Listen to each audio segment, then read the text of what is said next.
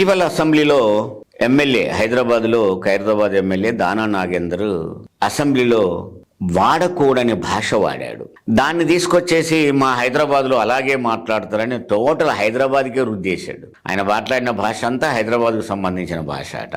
అంటే నా ఒక్కడిది కాదు, ఇది హైదరాబాద్ అందరిది తప్పు అనే ఆలోచన తీసుకొచ్చాడు ఆయన.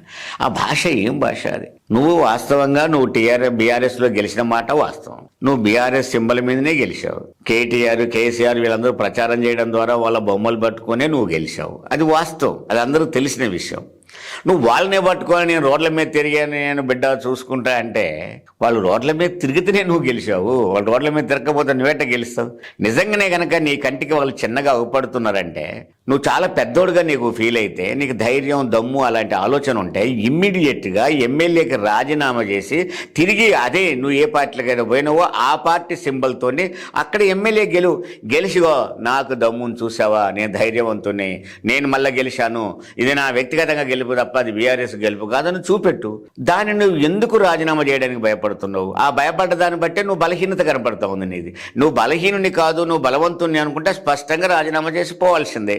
అది కాకుండా ఆ భాష కూడా ఒక ఎమ్మెల్యే, ఒక ప్రజాప్రతినిధి మాట్లాడాల్సిన భాష, నా కొడుకుల్లారా, తోట దీత్తా, ఈ అందరు కూడా పేగులు తీస్తా, తాట తీస్తా అంటే ఈయనతో బోటి కొట్టడం వల్ల ఇది అర్థం కావట్లేదు నాకు. ఈ తాటలు తీయటము, పేగులు తీయటం ఏందో నాకు అర్థం కావట్లేదు. ఇది రాజకీయంగా వాడాల్సిన భాష. విమర్శించు, నువ్వు బలహీనుడు, నేనే బలవంతునని చెప్పే ప్రయత్నం చేసుకో, ఎవడొద్దంటున్నాను నేను. కానీ అలాంటి భాష మాట్లాడి తిరిగి మళ్ళీ దానికి క్షమాపణ చెప్పకుండా అది మా హైదరాబాదు భాష అని చెప్పడం అనేది, ఇది హైదరాబాదు వాళ్ళందరినీ అవమానపరచడం తప్ప మరొకటి కాదు.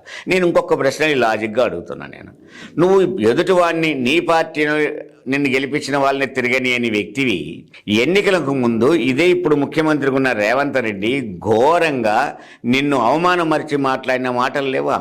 నిన్ను ఎక్కడెక్కడ ఏవో అమ్ముకుంటోడు వీడు అని చెప్పి భాష, వీడు అనే పదాన్ని వాడాడే.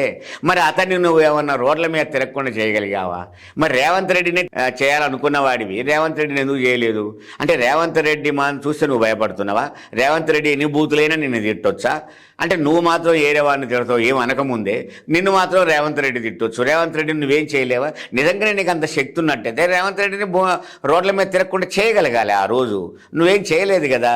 నువ్వేమి అతను ఏం చెప్పాడు? ఓపెన్గా నువ్వు రోడ్ల మీద ఎక్కడో పడి అమ్ముకునే బాబుతోటి చిల్లర సామాన్లు అమ్ముకుంటున్నాని చెప్పిండు ఆయన. మరి నువ్వు తిరగనిచ్చినావు ఆయన్ని? ఇదంతా నోటి దురద తప్ప మరొకటి కాదు. నేను అనేది ఏంటంటే, వ్యక్తిగతంగా నేను విమర్శించాలని కాదు, ఆ భాషలో మార్పు రావాలని కోరుకునే వాళ్ళలో నేను ఒకరిని ఈ రాష్ట్రంలో. ఆ భాషని మార్చుకో. లేదు, ఒక దశలో నోరు జారుతుంది, రైట్, నేను తప్పుగా మాట్లాడానని తప్పేం కాదు, నేను నోరు జారాను, క్షమించమని అడగవచ్చు, తప్పు కూడా కాదు అది. కానీ దాన్ని మళ్ళీ హైదరాబాద్ నగర ప్రజలకంతా రుద్ది దాన్ని ఒక వాదాన్ని సమర్థించుకునే ప్రయత్నం చేయడమే మంచిగా అనిపించలేదు.